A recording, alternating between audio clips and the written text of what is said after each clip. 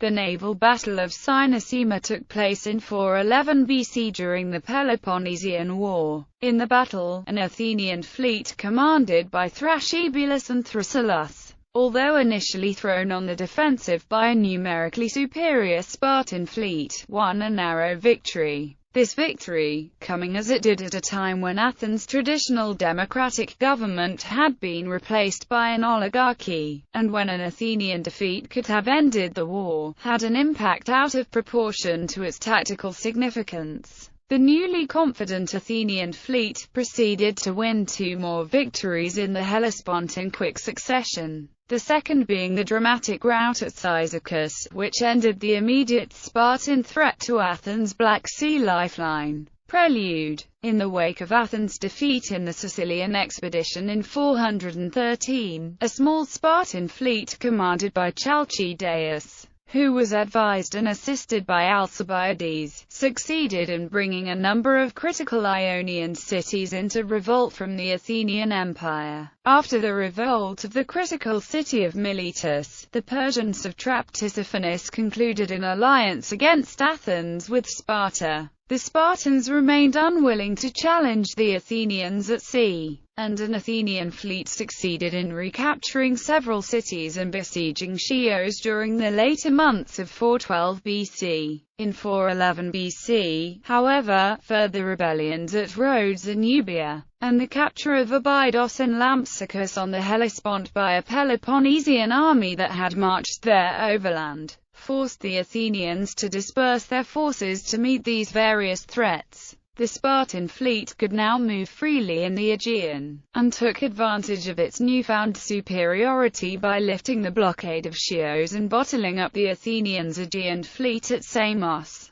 By withdrawing their ships from the Hellespont to Samos, the Athenians were able to re-establish their naval superiority in the Aegean, but in doing so, they opened the door for Sparta to shift the theatre of war. Accordingly, in late July, the Spartan commander Clearchus made an attempt to slip 40 ships past the Athenian fleet to the Hellespont. These were turned back by a storm, but shortly afterwards 10 ships under the Megarian general Helixus reached the Hellespont, where they triggered revolts in Byzantium, Chalcedon and other important cities. Several months later, the new Spartan Navarch Mindarus, deciding that the promises of support made by Pharnabazush, the Persian satrap of Anatolia, were more promising than those of Tissaphernes in Ionia, slipped his entire fleet past the Athenians. He joined up with the Peloponnesian ships already operating in the Hellespont and established his base at Abydos,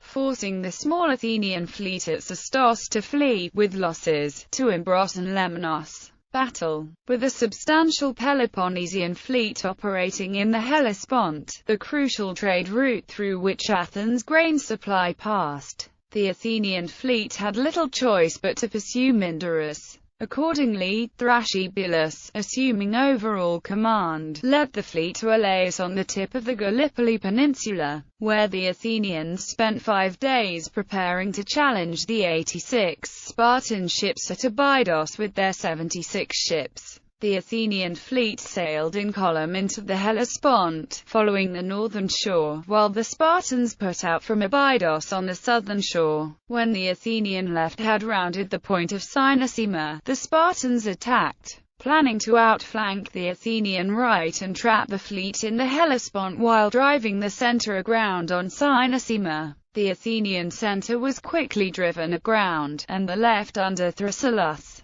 beset by Syracusan ships and unable to see the rest of the fleet around the sharp point, was unable to come to its aid. Thrasybulus on the right, meanwhile, was able to avoid encirclement by extending his line westward, but in doing so lost touch with the center. With the Athenians divided and a substantial portion of their fleet incapacitated, a Spartan victory seemed assured. At this critical juncture, however, the Peloponnesian line began to fall into disorder as ships broke line to pursue individual Athenian vessels. Seeing this, Thrasybulus turned his ships abruptly and attacked the Spartan left. After routing these ships, the Athenian right bore down on the Peloponnesian center, and, catching them in a state of disorganization, quickly routed them as well. The Syracusans on the right, seeing the rest of their fleet in flight, abandoned their attack on the Athenian left and fled as well. The narrowness of the straits, which ensured that the Peloponnesians had only a short way to go to safety, limited the damage the Athenians could inflict. But by day's end they had captured 21 Spartan ships to the 15 of theirs that the Spartans had taken in the early fighting. The Athenians set up a trophy on Cynossema and put in at Sestos, while the Peloponnesians made their way back to Abydos.